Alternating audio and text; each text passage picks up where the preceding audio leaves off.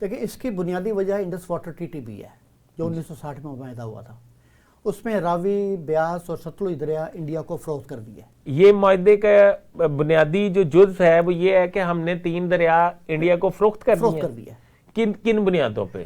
اس کے بنیادوں پر ہم نے ان سے جو لیے کچھ پیسے لیے، منگلا، تربیلا یہ ڈیم بنائے، ریزروائر بنائے. انڈیا سے پیسے لے کے ہم نے، صرف انڈیا شامل نہیں تھا، انڈیا نے صرف 1 ارب روپیہ دیا تھا لنک کنال بنانے کے لیے. اور باقی جو کنسورشیم تھا جس میں ورلڈ بینک ایک مانیٹر تھا سامنے تھا، اس کے پیچھے امریکہ، کینیڈا، برطانیہ، مغربی جرمنی، آسٹریلیا اور نیوزی لینڈ نے بھی باقاعدہ فنڈز مہیا دیے تھے اور کچھ قرضہ دیا تھا. اس میں قرضہ اس لیے دیا تھا کہ ہمیں منگلا اور تربیلا بنانا تھا اور اس کے علاوہ 300 میگا واٹ کا انہوں نے پاور ہاؤس دینا تھا. باقی جو پاور ہاؤس بنا ہے وہ قرضے سے ہمارا بنا، تو اور کچھ پاکستان نے اس کے اندر فنڈ لگایا، تو یہ چیز بنی.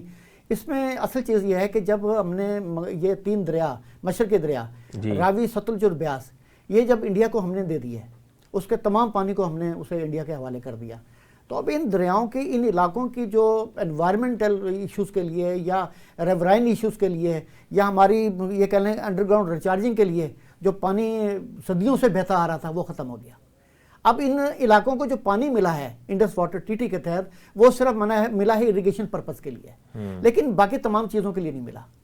تو ضرورت اس بات کی ہے کہ میں نے بلکہ ایک آرٹیکل لکھا تھا آج سے کوئی 7-8 سال پہلے، سنتھس معاہدہ اور پاکستان، اور وہ باقاعدہ میریلینڈ یونیورسٹی نے ہم سے مانگ کے تو انہوں نے ایجوکیشن پرپز کے لیے اپنے سلیبس کے اندر شامل کیا ہے. اس میں ہمارے یہی تھا کہ بھی آپ نے ان علاقوں کی بحالی کے لیے آپ نے کیا کرنا ہے. ایک بات یاد رکھیں، 2 صدی پہلے تقریباً ہمارا یہ جو ہاکڑا کی وادی تھی یہ بڑی خوبصورت وادی ہوتی تھی. جب بھی کبھی بارشیں ہوتی تھی 2 سال بعد یا 3 سال بعد یا پانی آتا تھا تو اس وقت یہ سرسبز ہو جاتا تھا اور لوگ جو تھے خوب خوشی سے نہلتے تھے. 2-3 سال کے لیے انہیں پھر قحط کی ضرورت نہیں پڑتی تھی. پھر کچھ چوتھے سال ہوتا تھا پھر بارش پڑ جاتا تھا، پھر وہاں پر لہر بہر ہو جاتی تھی. جب باقاعدہ ریور ستلج کے اوپر برٹش گورنمنٹ میں 1871 کے اندر جب اس نے ہند کو اپنا سرہند کینال بنائی تو وہ پانی آنا ختم ہو گیا. جب ختم ہوا تو آج دیکھ لیں کہ وہ وادی مردہ ہو گئی ہے. اب یہی صورتحال ہماری اس پوری مشرقی وادی کی ہے. اس مشرقی وادی میں صرف آپ اسے نہ کہیں بلکہ سندھ کا بھی مشرقی علاقہ اس میں شامل ہے جو کہ اس بات سے باقاعدہ متاثر ہو رہا ہے. اچھا مجھے سلمان صاحب یہ بتائیے کہ یہ کلائمیٹ چینج سے نپٹنے کے لیے کیا اقدامات کرنے چاہیے؟ بالکل صحیح بات ہے.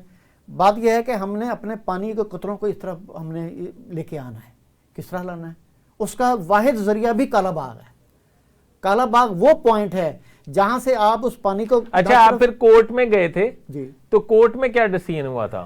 کورٹ کے اندر کالا باغ کے حق میں ہوا تھا اور پھر سپریم کورٹ کے اندر بھی انہوں نے یہ دیکھا کہ بڑا ماحول ٹھیک نہیں ہے تو انہوں نے جو ہم نے پہلے 3-4 لکھے تھے کالا باغ کے لیے وہ جسٹس ثاقب نثار نے اپنے اس فیصلے کے اندر پورے ویسے کے ویسے لکھے